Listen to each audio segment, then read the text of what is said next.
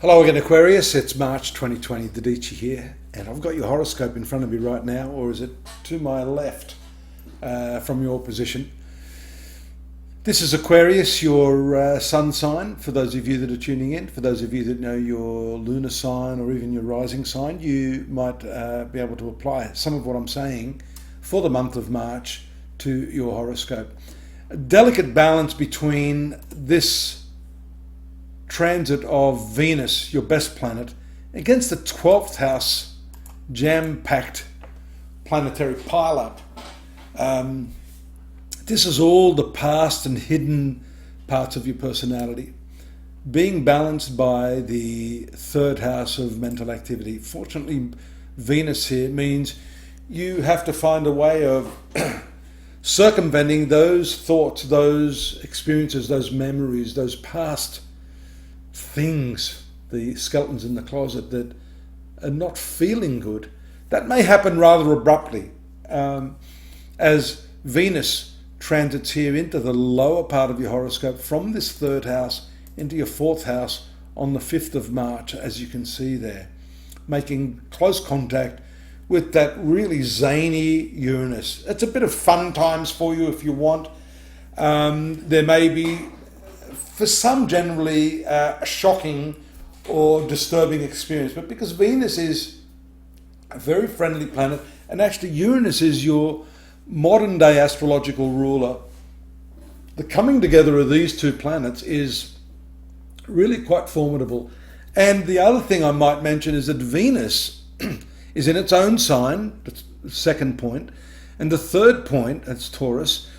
Third point is that it's in the northern part of the horoscope. This lower part of the horoscope is north, and Venus actually gets what's called directional strength.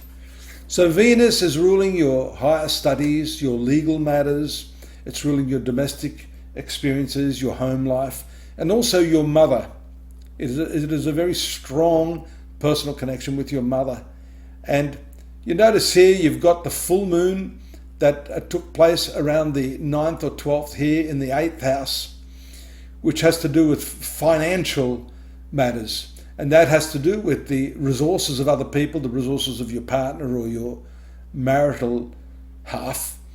And so there's a tie-in, I think, with that around the full moon phase of March, where you'll be maybe trying to get a bit more comfort going in the home, a bit more time with your spouse or your loved one.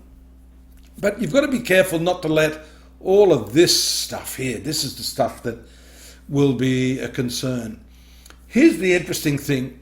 Saturn's placement in this 12th house has not been altogether good for you. For some of you, depending on your age, you may have wanted to retire or move into a different sort of lifestyle. That may also have something to do with this transit of Venus in your fourth house.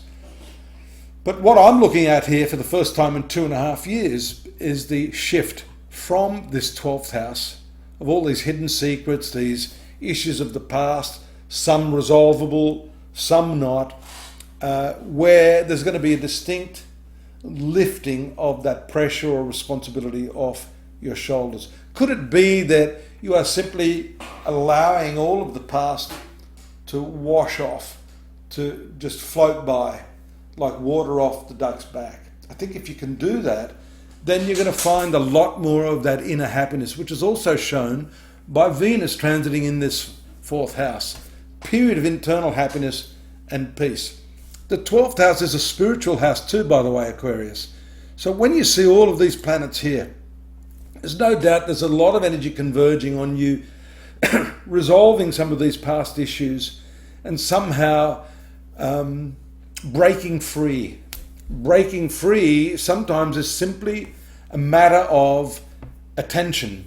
And that has to do with the third house here, which you can see on the 20th, 21st of March, the movement of the sun into the third house of attention, mental activities, communication, and then also this beautiful, like the way I said, that beautiful full moon, new moon in this third house, showing a complete change of mental attitude coming in the coming days, weeks, and months. Sometimes these lunations don't give the full impact straight away. So don't expect on the new moon date for that to happen.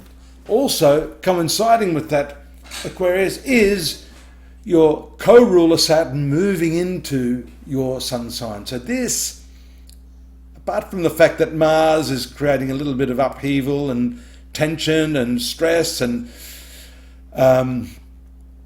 frustration, this is like a resistance going on here. You're resisting maybe. How can you resist what happened in the past? What happened in the past happened in the past.